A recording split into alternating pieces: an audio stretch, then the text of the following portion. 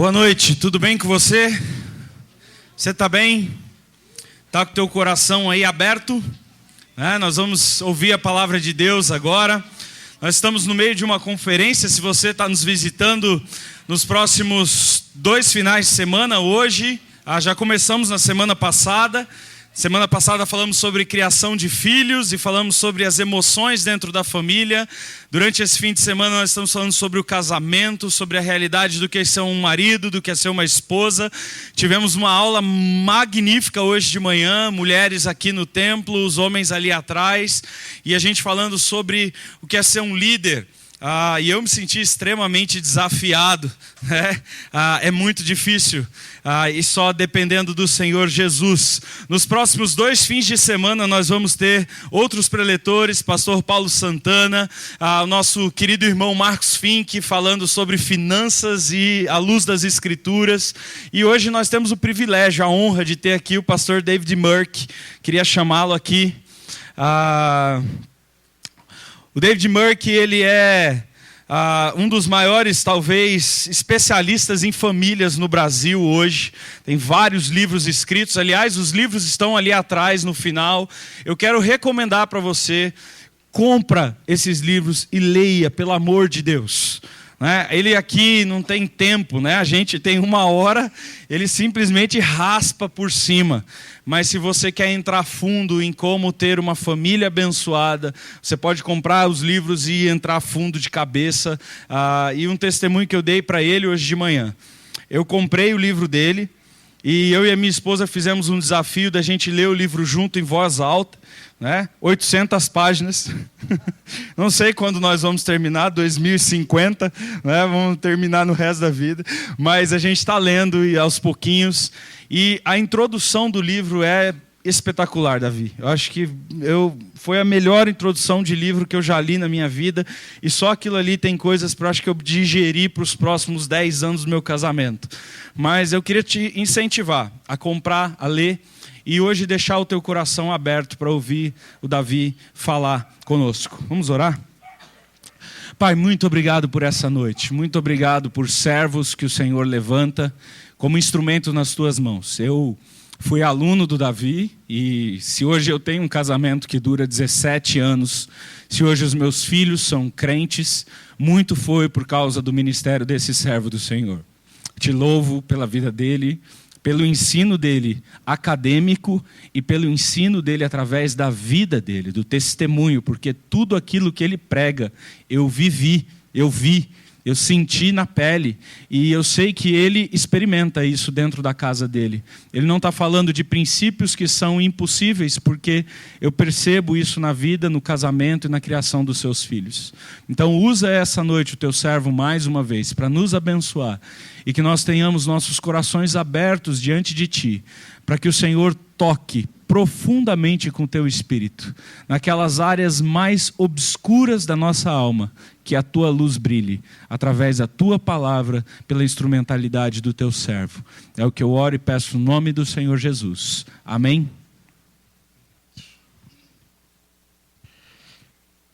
Obrigado, pastor. Eu tenho 2 paixões na vida: a família e a palavra de Deus. E tudo isso apontando para a pessoa de Jesus em nossas vidas. E desde o início, ontem à noite, parece que já faz mais tempo que isso, em que trabalhamos a ideia do casamento cristocêntrico. Hoje com os irmãos nós falamos sobre a vida de Cristo sendo vivida através de nós homens. Algo impossível para nós cumprirmos a liderança masculina do lar. As mulheres descobriram que o verdadeiro contentamento só vem por Jesus, não pelas circunstâncias. Nós queremos continuar essa noite trabalhando as 2 paixões, abrindo a palavra de Deus. Nós vamos fazer uma sobrevoada das Escrituras. O pastor falou sobre o nosso novo livro, comentário expositivo. Eu não tenho tempo em 1 hora para expor 43 textos que trabalhamos em 43 capítulos da palavra de Deus, mas vamos tocar em muitos deles nesta noite. Então apertem o seu cinto nessa conferência maravilhosa sobre a família no mês da família dessa igreja. Rapidamente, só algumas introduções Se vai funcionar... Foi por um instante, agora foi isso. Eu sou um dos pastores da primeira igreja batista, já há 32 anos. Nosso filho, um dos nossos filhos, o mais velho, completou 35 anos essa semana. Está na fase de transição, de sucessão pastoral. Será um dos 3 que vão assumir a igreja, uma igreja grande lá em Atibaia, 1.300 membros, no lugar do fundador da igreja, o pastor Mendes. E eu tenho ocupado muitos papéis. Primeiro era pastor de adolescentes, depois de jovens. Criamos um ministério com casais, chamado Capiba, casais da primeira batista de Atibaia.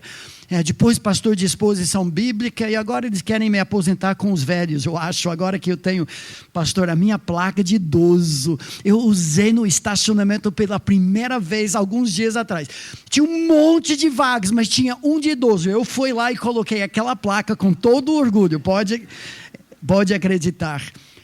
Desde 87 também, como um dos professores do Seminário Bíblico Palavra da Vida, várias pessoas aqui que já fizeram curso do CTL, fizeram mestrado, tem muito envolvimento essa igreja, isso nos alegra muito, muito mesmo. O pastor até pediu para eu comentar algo que não temos falado muito, lá na mesa dos livros, tem uma revista de graça para a terceira idade. Mesmo com 60 anos, não me considero terceira idade. Com 90, talvez. Mas se você tem mais de 60, revista Clube Águia é um ministério da Palavra da Vida, que é um ministério de jovens, mas nós sabemos, como falaremos no final hoje, que os avós, os mais velhos, as mais velhas, mais experientes, tem grande impacto, possibilidade de impacto nos mais jovens. E por ter muito pouco, e muitas igrejas não têm como desenvolver um ministério com terceira idade, Palavra da Vida tem feito isso, tem retiros anuais em outubro, enchendo a estância com grupos, sejam pequenos ou grandes, e produz uma revista, você pode pegar de graça lá atrás. Também sou parte de uma grande família. O pastor já conheceu, eram bem pequenos, ou mais pequenos, menores, quando ele era aluno nosso, mas nós temos 6 filhos, hoje temos 15 netos, uma das quais está já com Jesus, e a nossa netinha, que a minha esposa falou, que faleceu em novembro do ano passado, a Radassa. Para as mulheres que ouviram a história e podem talvez contar para seus maridos, suas famílias, essa pequena Radassa, e a nossa filha Keila, que voltou dos Estados Unidos para nos ajudar a cuidar da pequena Radassa. E Deus, na sua infinita misericórdia, a providência, a Keila voltou dos Estados Unidos, abriu mão de programas, de sonhos, ela iria para Portugal servir na Palavra da Vida também, ajudando uma família, largou tudo isso, voltou para o Brasil por 2 anos, ajudando a cuidar da pequena Radassa, cardiopata, quando Deus reintroduziu aquela a um amigo da infância. Hoje eles têm muitas fotos dos 2 juntos, com 12, 13, 11 anos de idade, e 4 semanas atrás, em um dia, casaram, toda a nossa família aqui presente, e agora iniciando um novo lar para a grande alegria de toda a nossa família agora. Quantos nós somos agora? 28, eu acho. Já deu 28. Estamos cumprindo a ordem de Deus em Gênesis 1, 28. Multiplicai-vos, enchei a terra sozinhos. Mas, gente, tudo isso. E olha, nós não somos uma família perfeita. É muito fácil se apresentar como se estava tudo nos eixos. Nossa família é como a sua família. Gostei demais. Rafael, cadê Rafael?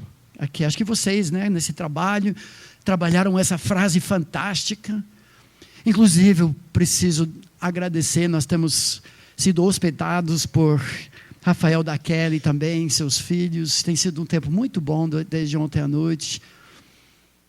Mas essa ideia de sermos famílias imperfeitas, mas pela graça perfeita, pela vida de Jesus em nós, conseguindo refletir a glória do Deus triuno e o amor de Jesus para com sua igreja. A metáfora predileta que Deus usa nas Escrituras para descrever o seu relacionamento com seu povo é a família.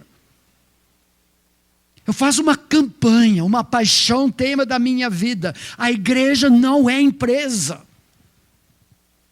A igreja não é franchising. A igreja não é uma organização, a igreja é família. Eu falei para o pastor, não é bajulação. Desde que chegamos ontem à noite, nós sentimos acolhidos por uma família, não uma empresa, não é um negócio. Chega disso. O modelo bíblico que mais descreve o que é a igreja é uma grande família. Então esse tema não é só um tema voltado para a sua família. O que nós aprendemos aqui, mesmo você sendo solteiro, viúva, avô, jovem, tem a ver com a vida da igreja também. Isso me leva para o nosso assunto desta noite. Algo que eu aprendi aqui no Brasil mesmo, depois de chegar em 87. Um costume que eu não via nos Estados Unidos. É dos filhos pedirem a bênção do pai ou da mãe. Muitos de vocês foram criados assim. Bênção, pai. Deus te abençoe, meu filho. Bênção, mãe. Deus te abençoe, filho. Quantos de vocês foram criados mais ou menos assim? Levante a mão. Olha só. Foi a mesma coisa. A última vez que eu trabalhei esse assunto, eu fiz quase 100% das pessoas. Agora, é uma tradição mais católica, mas quando eu olho nas Escrituras, perfeitamente alinhada com aquilo que a palavra de Deus diz. Nós, os mais jovens, clamamos, nós nos alinhamos debaixo da liderança, autoridade dos mais velhos, pedindo, clamando pela bênção. Mas eu quero dizer uma coisa. Muito melhor, ou perguntar uma coisa. Por que queremos tanto a bênção? Muitas vezes que eu assino um livro que nós escrevemos, eu coloco, que Deus continue te abençoando. Para quê? Já parou para pensar? Porque queremos bênção de Deus sobre a nossa vida. Porque queremos a bênção de Deus sobre a nossa família. Para represar a bênção? Para nos engordarmos materialmente, emocionalmente, espiritualmente. Bênção, pai, bênção, mãe, por quê? Muito melhor que pedir a bênção do nosso pai terrestre é receber a bênção do Pai Celeste. Agora a frase-chave da nossa mensagem, do desafio hoje. E passá-la adiante. Não somos represas de bênção. Somos canais. A vida de Cristo, nós homens vimos ontem, nós fomos massacrados pelas Escrituras hoje de manhã vendo isso. Deus nos fez para que a vida de Cristo seja vivida através de nós. A vida de Cristo, uma vida outrocêntrica. Os casais viram isso ontem à noite.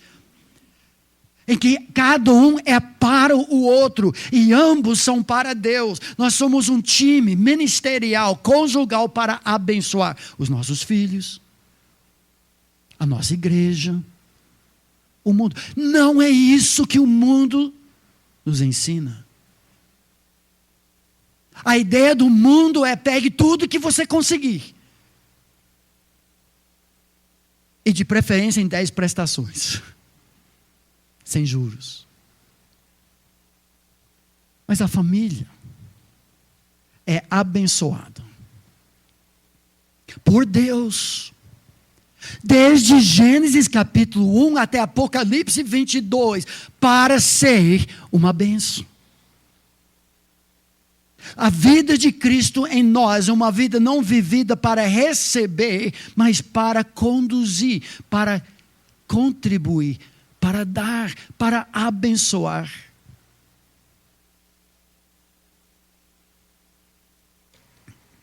Eu fiz o casamento da nossa filha 4 semanas atrás. E o texto que o casal escolheu, eu confesso que eu influenciei um pouco na decisão. Foi o texto de Salmo 67. Eu vou projetar aqui, para nos ajudar. Nós vamos, de fato, sobrevoar as Escrituras e ver esse tema em esferas: o marido abençoado, a mulher abençoada, os pais e filhos abençoados, os avós e netos. Sim, nós vamos falar sobre isso hoje, para serem uma bênção. Mas onde talvez encontremos esse tema resumido é Salmo 67. Agora você olha para o Salmo, e o Salmo é missionário, mas não deixa de ser familiar. Porque desde Gênesis capítulo 1, 2 temas são interligados nas Escrituras, e tem que ser o pulso da igreja também: a família e missões. Missões e a família. Em Gênesis 1, Deus criou o casal, a imagem dele, homem e mulher, os criou conforme a imagem e a semelhança de Deus.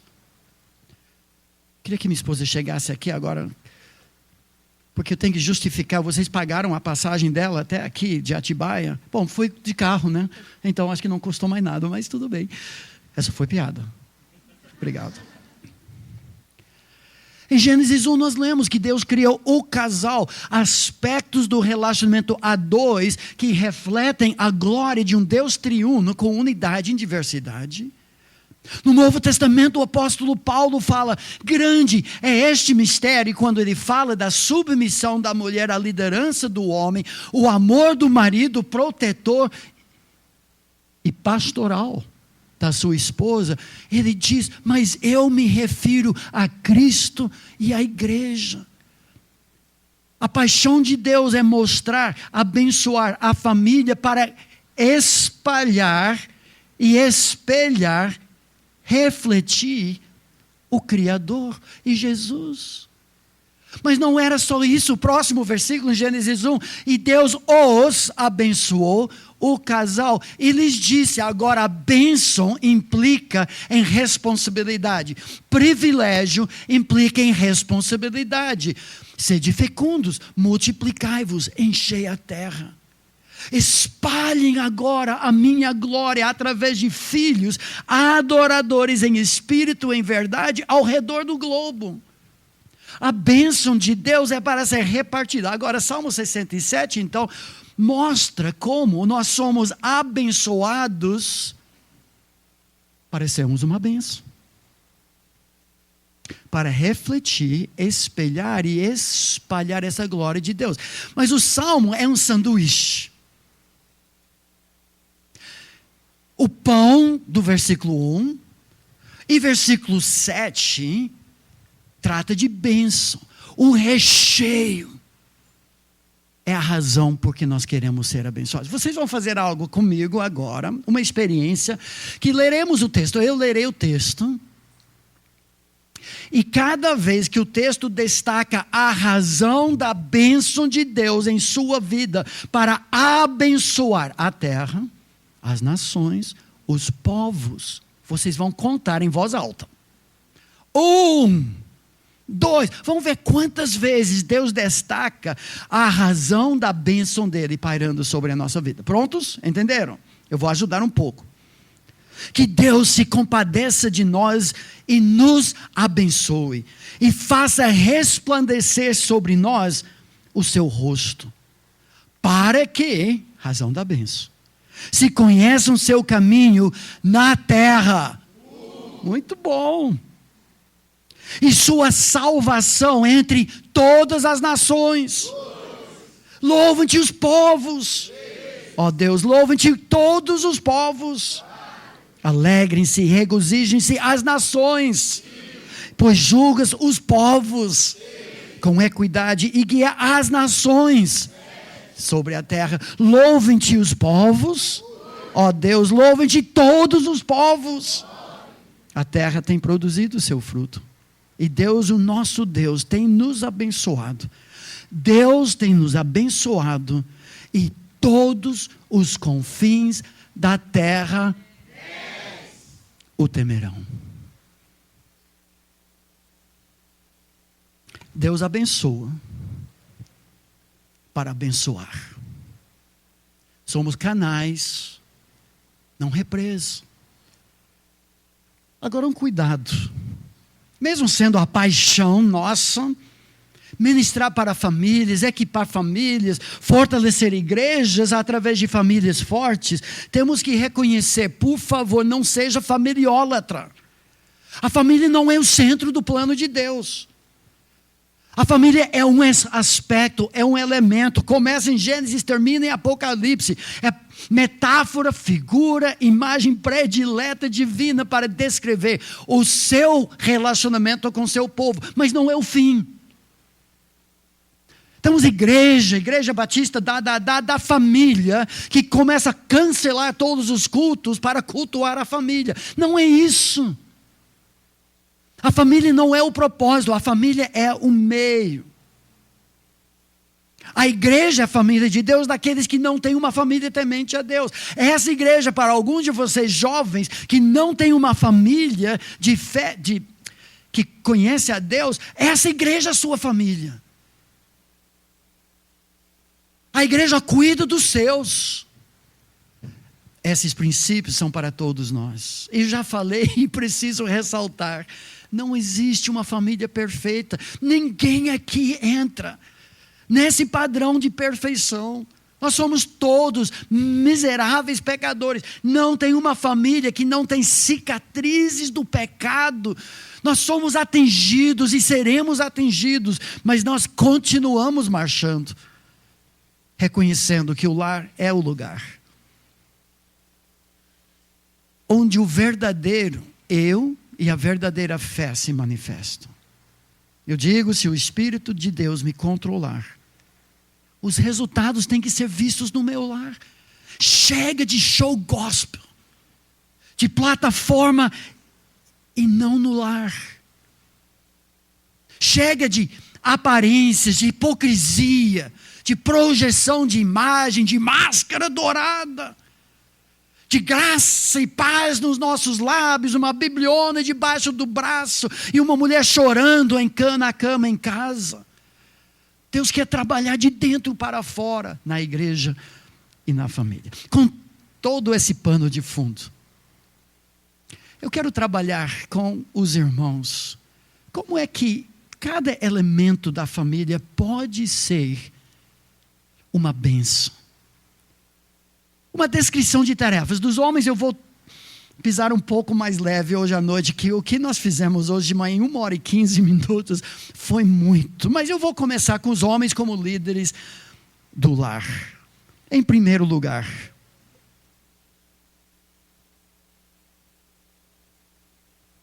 à luz das Escrituras, o homem é abençoado para ser uma bênção na sua família. São muitos textos que dizem isso, mas eu quero me deter a 2 sobre o homem. O primeiro tratamos um pouco com os homens, mas só para relembrá-los e aqueles que não tiveram para entender. Um dos textos, 1 Pedro 3,7. Olha como o homem abençoa a sua esposa. Maridos, essa descrição de tarefa jovem, para você que vai casar um dia, para nós casados de todos. Vós igualmente vivei a vida comum do lar. Naquela época do Império Romano, era comum o homem ter a sua vida na praça, no serviço. Ele tinha concubinas, ele tinha prostitutas, às vezes tinha outros homens para ter prazer, ele tinha esposa para gerar e criar filhos, mas a vida dele foi lá fora. Pedro diz, não, Senhor.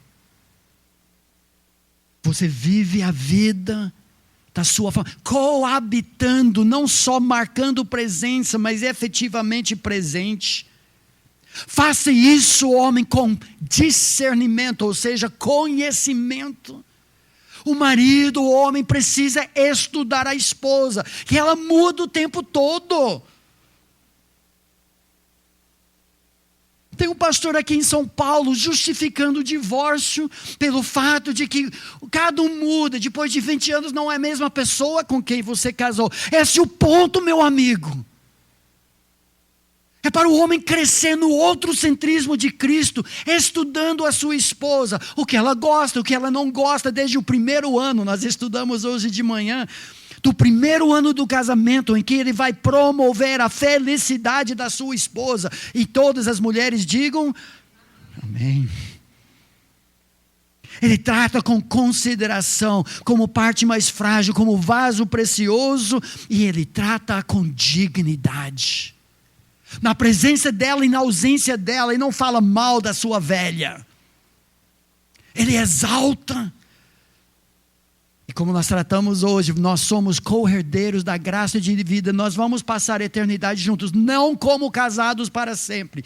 Me desculpa, mas casamento não é para sempre, é vitalício. Mas é uma imagem, uma sombra, é um prefiguramento. O casamento é as bodas do Cordeiro. Essa é uma prévia. Mas tem que ser vitalício para representar a fidelidade de Jesus a seu pacto com a igreja. Deus diz que se você não tratar ela, abençoando-a o tempo todo, acordando e pensando, como eu posso hoje abençoar a minha mulher, tratá-la com dignidade e honra, Deus, o Pai do céu, não quer nem ouvir a sua voz em oração. Pode esquecer. Cala a boca.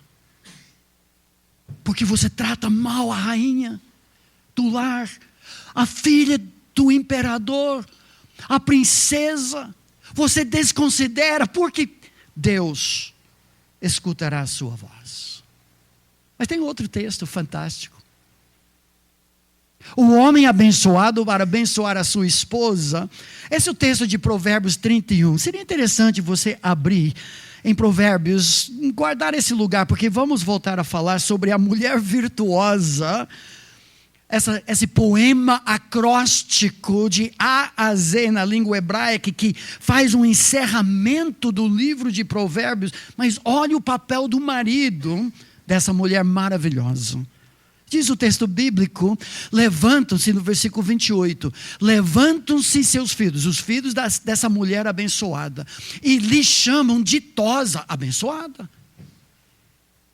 Seu marido a louva, dizendo, muitas mulheres procedem virtuosamente, mas tu a todas sobrepujas, superas todas.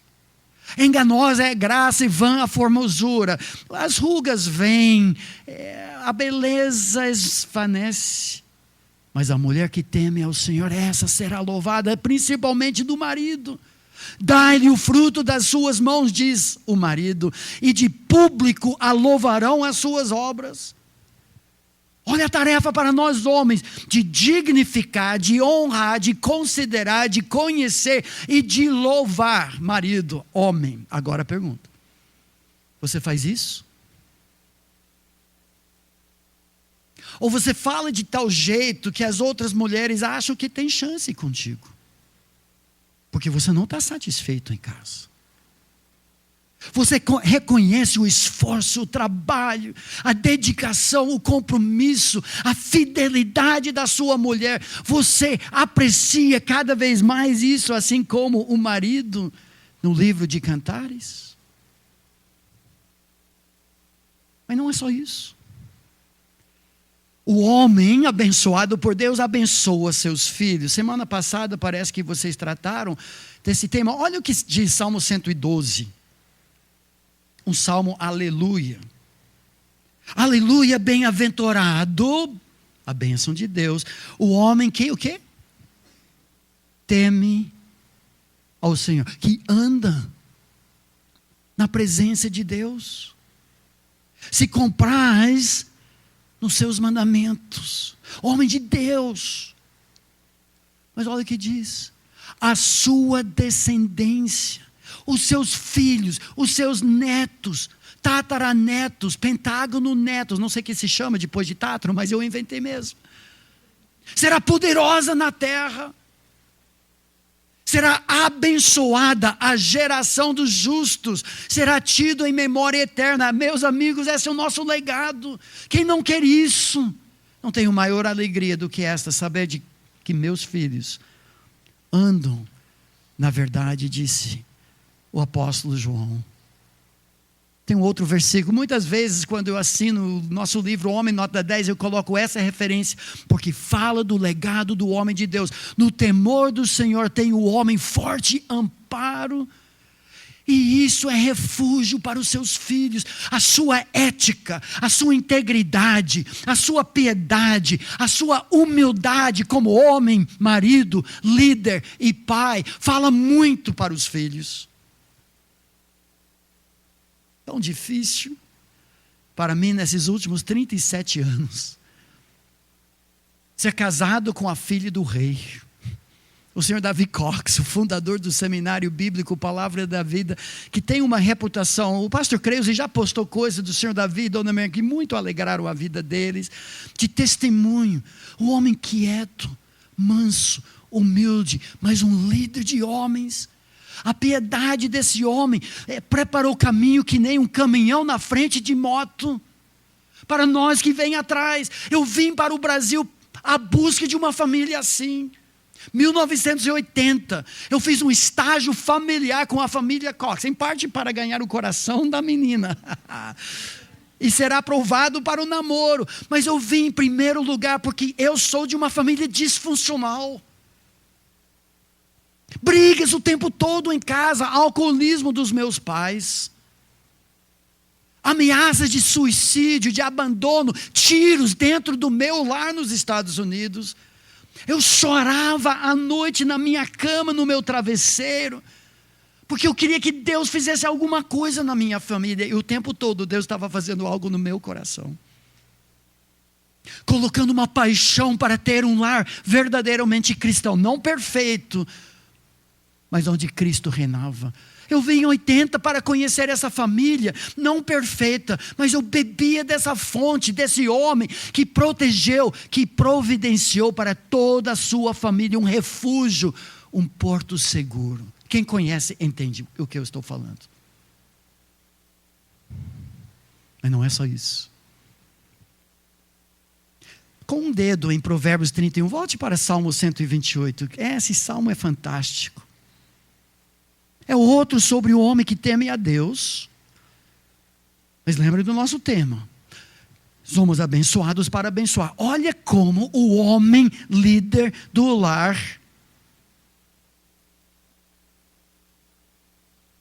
abençoa o mundo. O impacto dele, o legado é tremendo. O texto diz assim: bem-aventurado todo aquele que teme o Senhor. O tema voltou de novo. E anda em seus caminhos, parece Salmo 112. Por quê? Pois comerás do trabalho das tuas mãos. Serás feliz, tudo te irá bem. Mas olha agora os círculos concêntricos de bênção. Em tua casa, tua mulher será como a videira frutífera, realizadíssima, satisfeita, produtiva. Teus filhos, como brotos de oliveira ao redor da tua mesa. A oliveira é uma árvore frutífera que produz por séculos, resistente às tempestades, forte, firme. Seus filhos serão assim. Assim será abençoado o homem que teme o Senhor. E agora a bênção: o Senhor te abençoe de Sião, Jerusalém, para que vejas a prosperidade de Jerusalém todos os dias da tua vida, e vejas os filhos de teus filhos. A paz esteja sobre Israel. Olha o impacto, olha os círculos concêntricos. O homem, sua esposa, seus filhos, os netos, a cidade, o país, por que não dizer o mundo todo. Homem, você pode ter esse impacto temendo a Deus, sendo fiel no seu pequeno mundo, abençoando sua esposa, abençoando seus filhos, abençoando seus netos, se Deus assim permitir. Quantos desafios. Homens casados, você louva publicamente a sua esposa? abençoando-a? Sua vida piedosa é um refúgio e porto seguro para os seus filhos? Você tem sido uma bênção na igreja e na comunidade? Sem Jesus, não dá. Mas se ele viver a vida dele através de nós, homens imperfeitos, é possível ser um reflexo disso. Isso me dá motivo de acordar na segunda-feira. E você também. Agora, mulheres, é sua vez. Já desci muita lenha sobre os homens hoje, mas vamos ver o que as Escrituras dizem. Esse tema bíblico de capa a capa. A mulher é abençoada para ser uma bênção. Mulheres casadas, uma descrição de tarefas, jovens, pretendentes, candidatas. Olha o que a palavra diz sobre os valores bíblicos. A Bíblia diz muito em Provérbios sobre isso, só alguns versículos.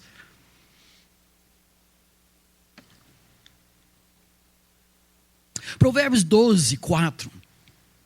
A mulher virtuosa, essa palavra hebraica é mulher forte. A ideia é mais de caráter nobre. Como vimos em Cantares ontem à noite, sobre a mulher de pescoço onde se pendura escudos. Não é girafa. A ideia do pescoço, do nariz, é do caráter digno. Essa mulher é a coroa do seu marido. Coroa é sinal de glória. A glória do homem é a mulher com quem casou. Eu tento sempre que possível viajar com a minha esposa. Eu vejo o efeito exponencial quando ela está junto comigo e quando não está comigo. Especialmente nesse ministério de famílias. É impressionante. Ela abre a boca, fala 2 minutos. Como ela fará aqui daqui a pouco. Todo mundo fala do que ela falou, pastor. Eu falo 60 minutos. Ela fala 2 e todo mundo elogia a minha esposa. No final de conferência, dá presente. É sempre presente para ela, nunca para mim. Mas tudo bem. Ela é o segredo de sucesso do marido, é a glória do marido. Você sabe uma coisa engraçada? Mais pessoas comentam sobre esses momentos em que nós dramatizamos, simbolizamos alguma coisa como time, num jugo igual, cultivando.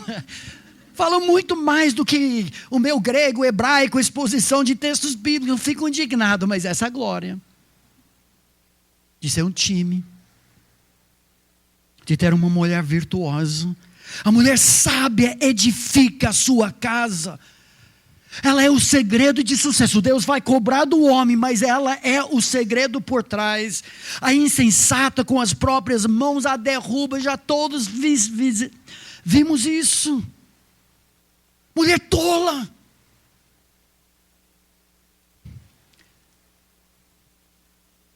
Temos a expressão que diz: tem o queijo e a faca na mão.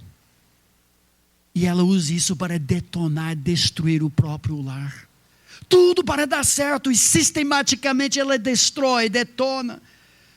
Ah, mas o que acha uma esposa, acha o bem, alcançou a benevolência, palavra que significa favor, de Yahweh, Jeová, Javé, nosso Deus. A casa e os bens vêm como herança dos pais, mas do Senhor a esposa prudente.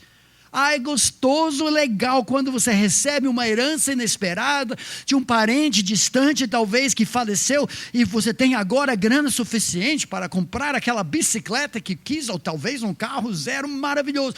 Mas muito melhor é receber aquela coroa. A esposa que Deus escolheu a dedo para ser melhor amiga, marido, para afiar o seu caráter, para você ser mais parecido com Jesus. Ah, mas essa mulher, agora é Provérbios 31. Voltem para aquele texto, para me acompanhar.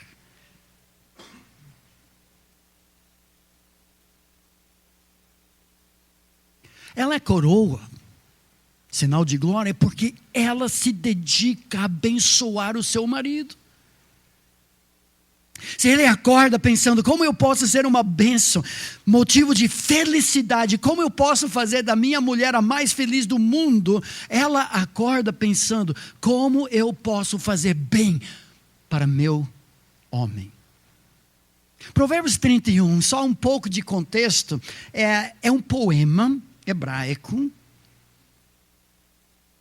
que vai de A a Z na língua hebraica, que tem 22 letras, por isso de 31:10 de Provérbios até 31:31, nós temos exatamente 22 versículos. Muito coincidência que esses 22 versículos do alfabeto hebraico de A a Z correspondem a 22 capítulos de descrição de sabedoria. Por quê? Porque é uma personificação, não somente da mulher na segunda-feira. Por favor, não coloque esse peso nas suas costas.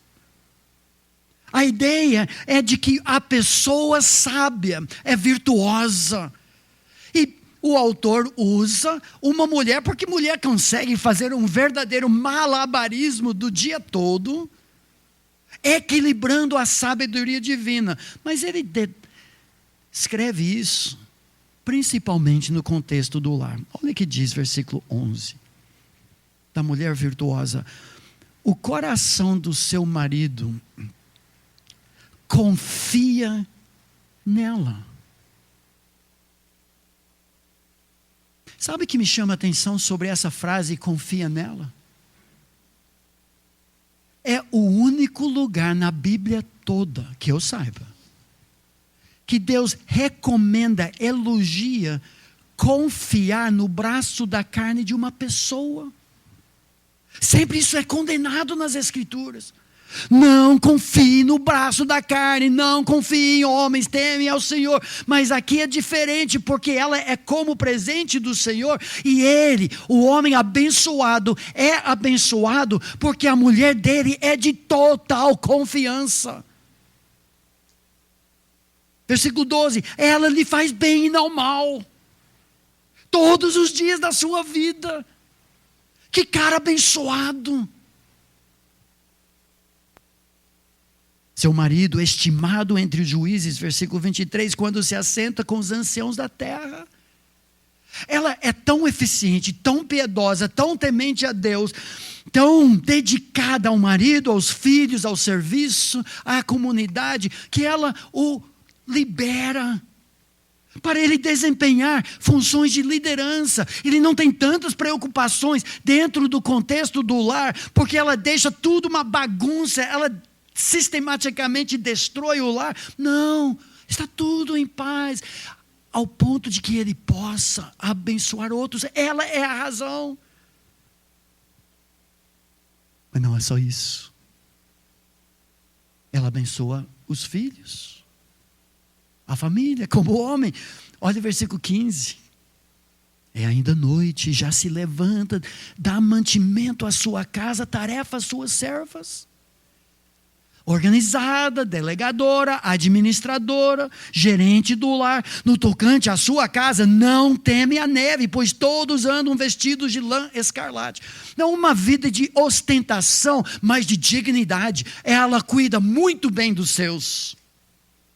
Eu diria do bem e do melhor.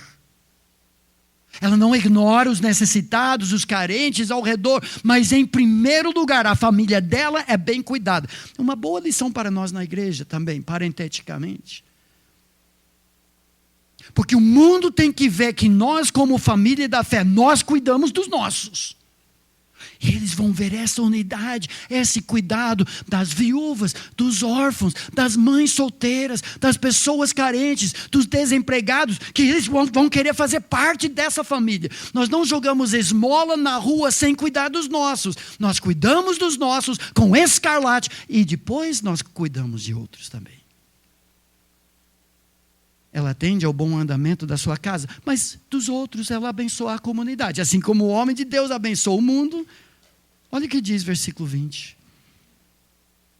Ela abre a mão ao aflito e ainda a estende ao necessitado. Os mesmos círculos: marido, filhos, os necessitados do mundo. No Novo Testamento, algo que eu sei que vocês estão trabalhando para o próximo semestre, posso divulgar isso, né? Que já ouvi tanto falar sobre isso. As aulas, por exemplo, sobre a verdadeira feminilidade. Isso é bíblico. Tito capítulo 2 diz que essas mulheres tementes a Deus com um pouco mais de experiência de vida precisam investir, abençoar a comunidade da fé, ensinando as mulheres mais jovens a serem boas donas de casa. Como amar de coração o seu marido. Como amar os seus filhos. Talvez melhor gostar. Tem que amar, mas gostar é difícil às vezes, né, mulheres? Alguns desafios.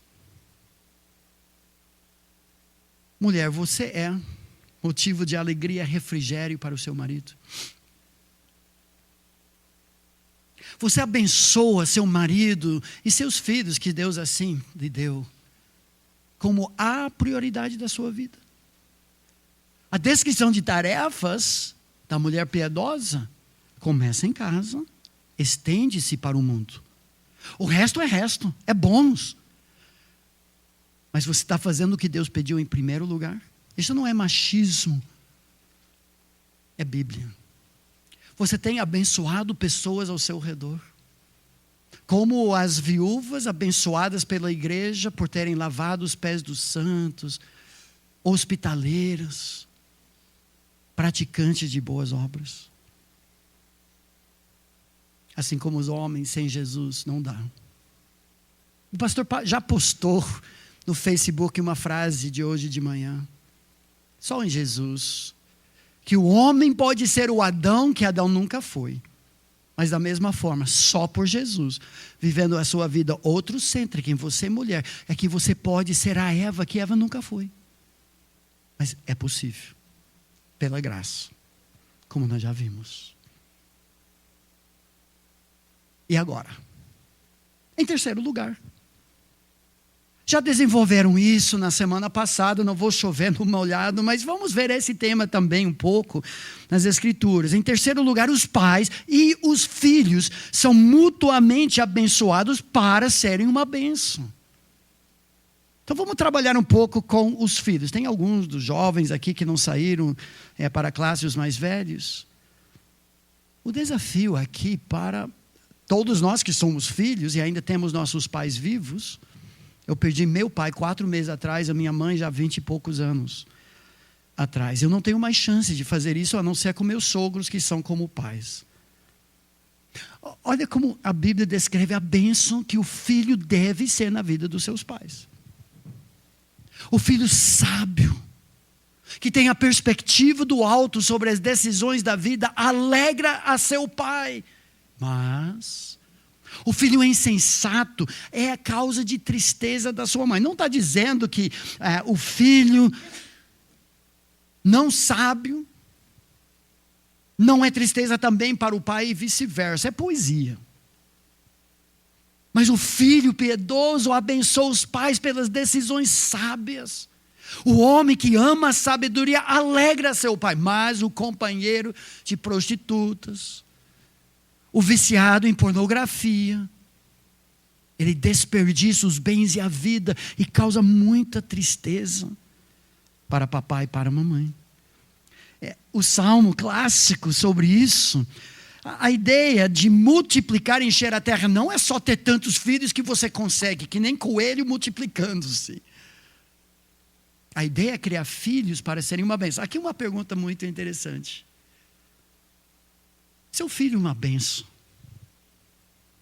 Você está criando seus filhos com a visão de que a vida de Cristo vivida neles é para abençoar os outros ou é para garantir agora a sua previdência?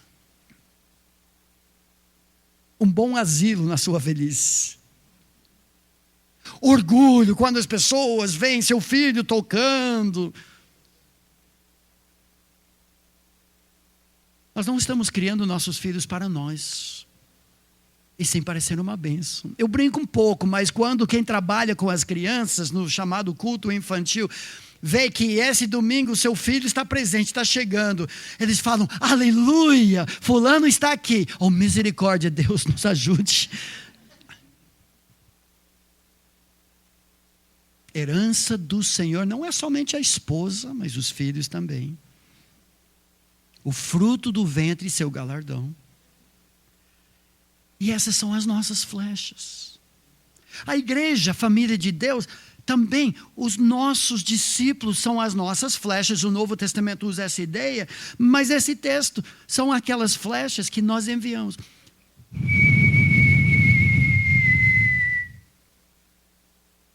Para um mundo que nós provavelmente não conheceremos. Por isso o investimento da bênção é tão importante. Mas tem um outro texto que eu queria lembrar os irmãos.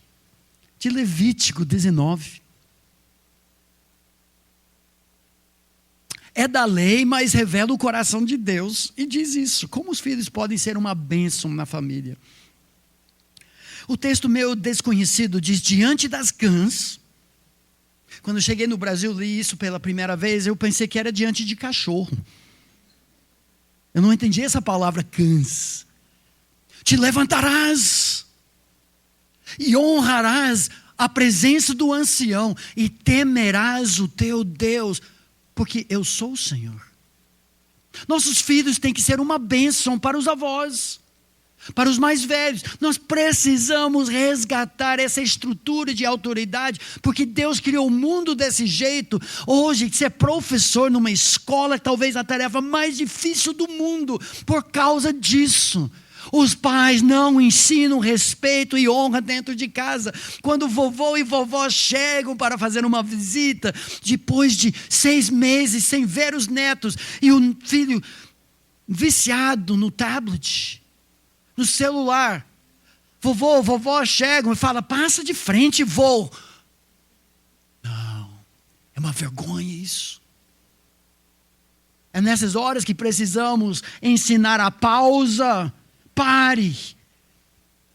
Oi, vó, como está a senhora? Que bom que a senhora vai ficar na minha cama. Sim, eu vou dormir no chão por 1 semana.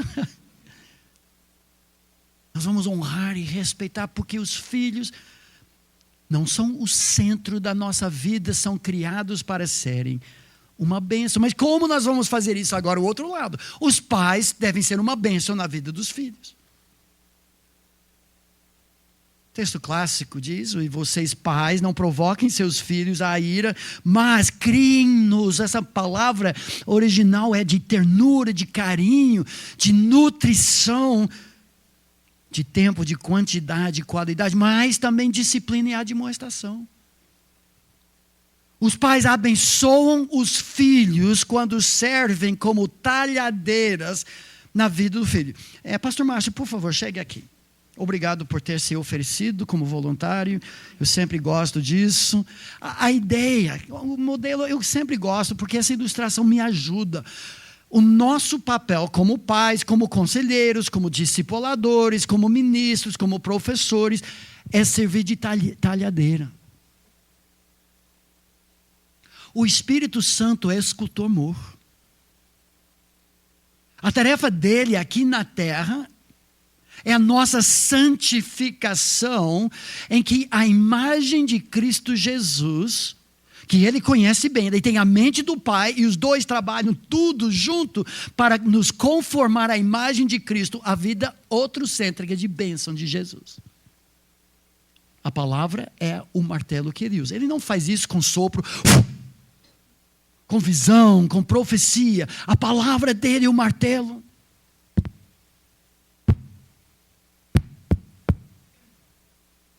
Para mostrar para o filho, graciosamente, mas também confrontando, disciplinando tudo que não parece Jesus, tirando as lascas da vida do pecado.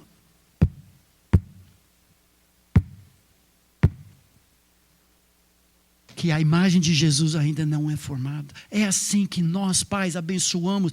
Nós precisamos disciplinar nossos filhos para que saibam que não são o centro do universo, que precisam de Jesus, mostrando o pecado, não para detonar autoimagem, autoestima, mas sim para mostrar que são miseráveis pecadores e precisam de Jesus. E a disciplina, a confrontação, o amor fazem exatamente isso. Obrigado, pastor. Como nós vamos fazer isso? O martelo da palavra, o texto clássico. Para Israel e para nós, ouve Israel, o Senhor nosso Deus é o único Senhor. Papai, mamãe, amarás, pois, o Senhor teu Deus de todo o teu coração, de toda a tua alma, de toda a tua força. E essas palavras que hoje te ordeno estarão no teu coração, mamãe, papai, e tu as inculcarás. Nós precisamos de famílias centradas na palavra de Deus o dia todo dia, andando pelo caminho, sentando, ao levantar-te, ao deitar-te, escrito em todos os lugares, nos espelhos, na geladeira, o CD que toca indo para a escola com as crianças, as músicas que nós cantamos e também o que para alguns talvez seja ultrapassado, antiquado, mas nós diríamos, de tudo que tentamos fazer com nossos 6 filhos, o que surtiu mais efeito, levou mais dos nossos filhos aos pés da cruz, foi o chamado culto doméstico. Eu queria que minha esposa chegasse aqui para compartilhar do coração da mãe, mesmo que eu dirigia esse tempo como pastor da minha família, ela que ajudava tanto e contribuía tanto para dinamizar esse tempo. Poderia dar uma palavra, algumas dicas. Eu sei que trabalharam semana passada a questão da educação dos filhos, mas esse tal de culto doméstico, o que é isso e como deve ser essa instrução no lar? Em primeiro lugar, comece cedo. Muitas vezes pensamos, mas é bebê, eu vou esperar até que a criança seja maior, entenda alguma coisa. Não, comece cedo a investir alguns minutos no dia, lendo uma historinha, cantando uma música, orando com seu bebê. No mínimo, ela nunca vai lembrar de uma época em que não houve um ensino bíblico e você já está formando, criando um hábito.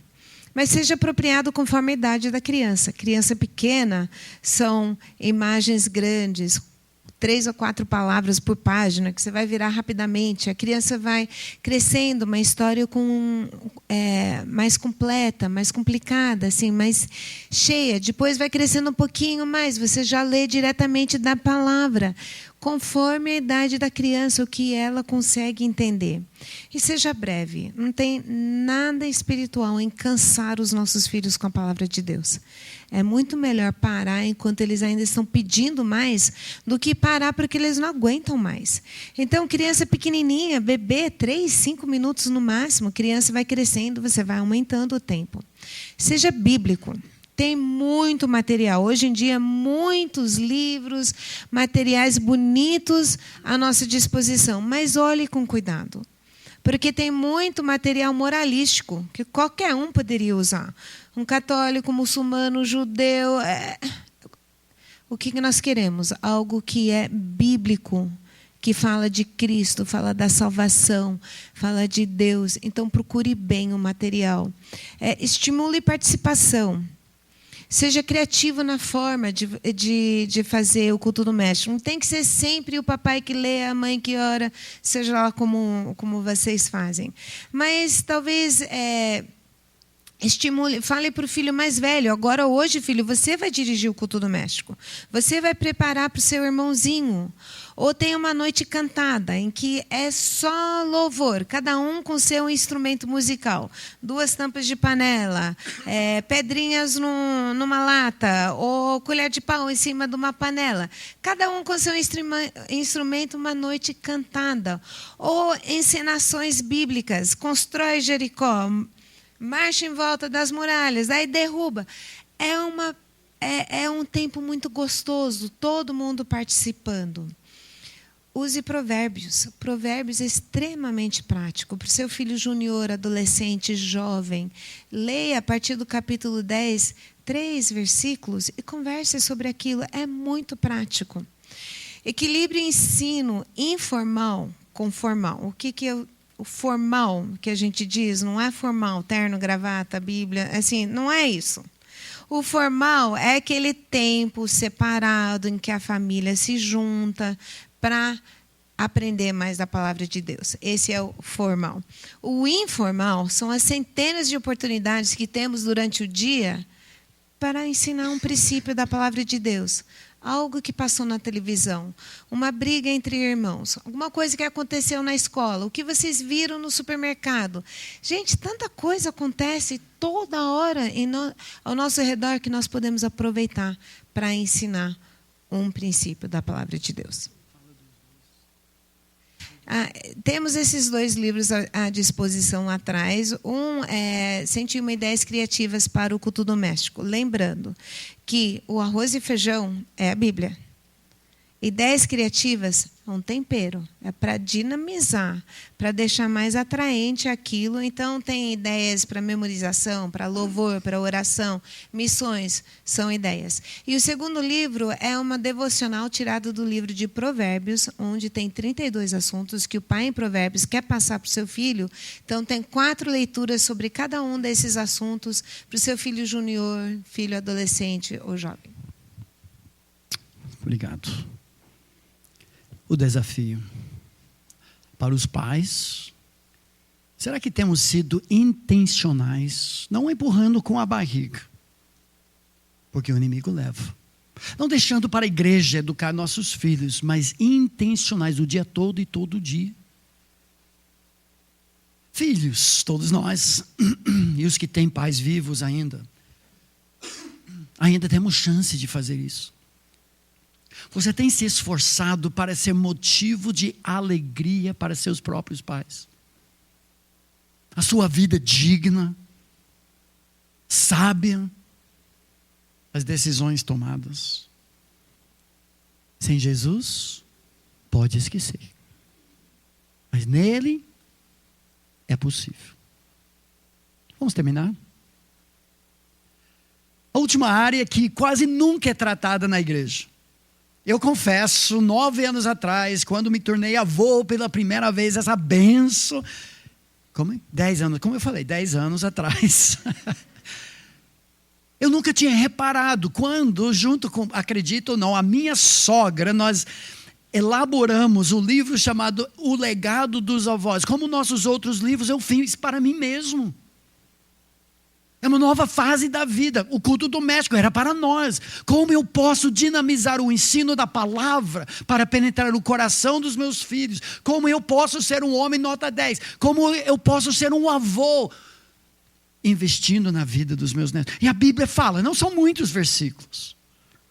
Certa vez alguém disse assim: netos são o galardão dado por Deus por você não ter matado seus próprios filhos. Mas sabe mais? Os netos, para alguns, são como uma segunda chance. Alguns vieram a Cristo mais tarde na vida. Perguntam para nós, pastor, por que a graça de Deus não se manifestou para mim antes do meu casamento, no início do meu casamento, ou agora é tarde demais? Não é tarde demais. Deus pode restaurar os anos que os gafanhotos comeram, como diz o livro de Joel. Há segunda chance, mas talvez os netos sejam a sua oportunidade agora de fazer o que não tinha como, ou não ouviu, ou ninguém te ensinou sobre seus filhos, mas Deus te deu netos. Você pode investir intencionalmente, ser uma bênção. Lembra aquele texto? Já lemos. O homem abençoado vê os filhos de seus filhos. Mais alguns versículos aqui, desculpam. Provérbios 13, 22 fala sobre isso. O homem de bem deixa herança, essa ideia de novo, aos filhos de seus filhos. A ideia aqui não é que ele pula os seus filhos. Não, eu estou aborrecido com meus filhos, eu vou deixar toda a herança para os meus netos, mesmo que a lei permitisse isso. Não é a ideia. A ideia é que a bênção de Deus paira sobre a vida dele de tal forma que ele é uma bênção para os filhos e uma bênção para os netos. No Novo Testamento, talvez até pensando em mães com marido descrente, avós, mãe solteira, viúva. Paulo, escrevendo para o jovem na fé Timóteo, fala isso: pela recordação que eu guardo de tua fé, Timóteo, sem fingimento, a mesma que primeiramente habitou em tua avó Loide e em tua mãe Eunice. Nós sabemos que o pai de Timóteo era pagão, incircunciso, incrédulo. A mamãe veio à fé e ela e vozinha investiram em Timóteo. E ele diz: estou certo que também em ti, o apóstolo Paulo mais tarde diz assim: tu, porém, Timóteo, permanece naquilo que aprendeste. É do apóstolo Paulo? Não, é da mamãe e da vovó. E de que foste inteirado sabendo de quem o aprendeste, que desde a infância, não era Paulo, era Loide e Eunice. Sabes as sagradas letras que podem tornar-te sábio para a salvação pela fé em Cristo Jesus. Que diferença! Mas sabe que tem mais? Tem um versículo fascinante no livro de Romanos, capítulo 16, versículo 13, que trata de de mulheres, avós, que não têm seus próprios filhos. Nós sabemos mais sobre a mãe de Rufo, um personagem nas Escrituras, do que a própria mãe de Paulo, porque o apóstolo Paulo fala para saudar a mãe de Rufo, e ele diz essa frase: que também tem sido mãe para mim. Eu preguei esse texto um ano no Dia das Mães. Que Dia das Mães machuca mulheres que não podem ter filhos, mulheres solteiras, que nunca se casaram.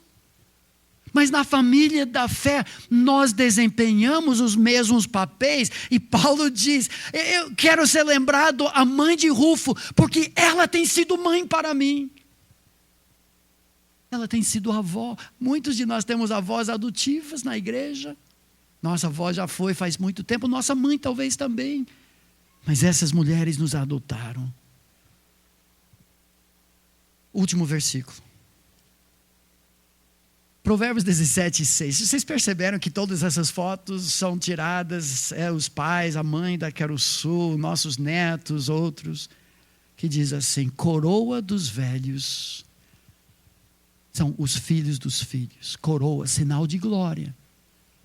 Porque a verdadeira prova, se a nossa fé pegou, não são nossos filhos e sim os netos. Quando vemos, eu e a minha esposa, os nossos filhos fazendo o que nós fizemos com eles, e de fato, para contar o segredo, fazendo mais e melhor do que nós fizemos, é motivo de alegria. Construíram sobre os nossos ombros. A fé funcionou, foi repassada.